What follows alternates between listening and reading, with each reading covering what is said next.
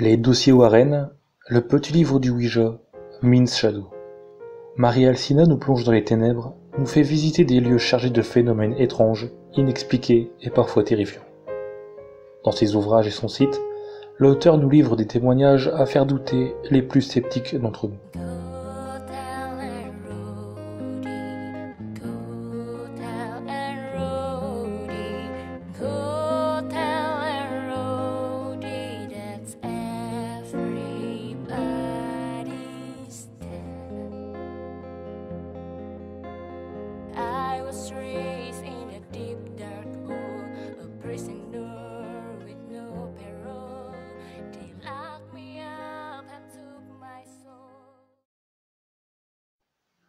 Marie Alcina, bonjour. Vous êtes l'auteur des livres Les dossiers Warren et le petit livre du Ouija, édité aux éditions Le Temps Présent.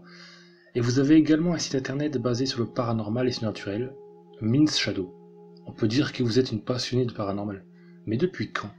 À partir de quel âge avez-vous plongé dans le monde de l'étrange? Bonjour. Je tiens tout d'abord à vous remercier de m'avoir proposé cette interview. Pour répondre à votre question, j'ai toujours aimé les histoires de fantômes, mais j'ai vraiment commencé à m'intéresser au paranormal à l'adolescence. J'ai fait quelques expériences, des séances de Ouija et d'autres mélanges, et j'en ai été fascinée. Votre site et vos ouvrages racontent plein de choses sur les fantômes et les démons. Avez-vous eu peur à certains moments en faisant vos recherches pour vos livres? Parce qu'il s'agit quand même d'histoires vraies pour la plupart. Toutes les histoires proposées dans mes livres rapportent les faits tels qu'ils ont été décrits par les témoins, mais bizarrement, je n'ai jamais eu peur en les écrivant. En fait, les phénomènes paranormaux attisent plutôt ma curiosité. Je suis plutôt dans l'observation. J'analyse, j'essaie de comprendre, je compare les différentes affaires. Ceci dit, si je me mettais à l'éviter ou si je sens couler de mes mains, je réagirais peut-être différemment. Parmi les nombreuses histoires que vous avez racontées, quelle est celle qui vous a fait le plus peur? Peut-être l'histoire de la Toya Emmons. L'affaire est troublante et bien documentée. Sa famille a été victime de phénomènes terrifiants et de nombreuses personnes en ont été témoins.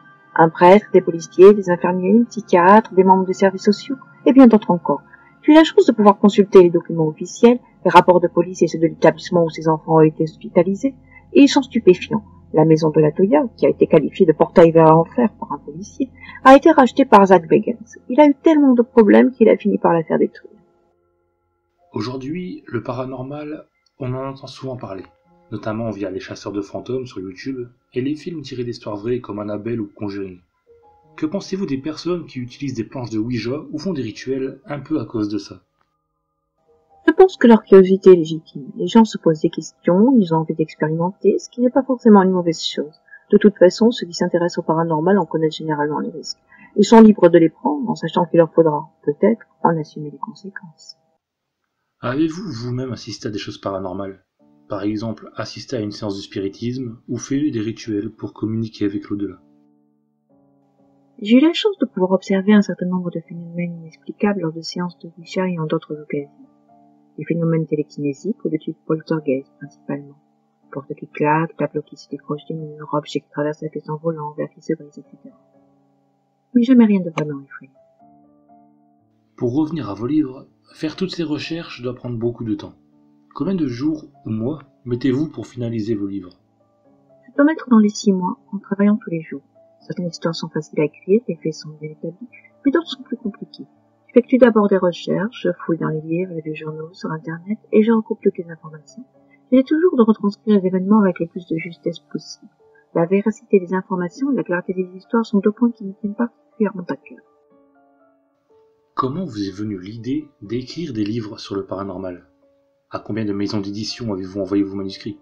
Est-ce que les livres et le site sont votre seule activité? Ou faites-vous quelque chose à côté? En fait, je n'ai jamais cherché à être publié. Il y a quelques années, environ 3 ou 4 ans, j'ai créé un site internet et j'ai commencé à proposer des histoires étranges. Je voulais partager une certaine vision du paranormal et donner la parole aux témoins. Je n'ai jamais contacté une maison d'édition. J'aurais pu, mais ma démarche était différente. Et puis un jour, j'ai reçu un courriel de Jean-Michel Grandcir, mon éditeur préféré. Il m'a proposé d'écrire un livre et j'étais partie de là. Maintenant, je m'en consacre entièrement à l'écriture. Écrire des livres sur le paranormal n'est pas une activité très commune. Comment votre entourage, famille, amis, a-t-elle réagi? Avec un grand scepticisme et une grande tolérance qui m'a d'ailleurs surpris. Personne dans ma famille ne croit au paranormal ou ne s'y intéresse. Je m'attendais à être durement critiquée, mais pas du tout. J'ai reçu un soutien sans faille. Pour mes amis, les réactions étaient très variées. Une fois encore, aucune n'a été négative. Certains lisent mes livres, mais d'autres trouvent les histoires tellement terrifiantes qu'ils refusent même d'en entendre parler.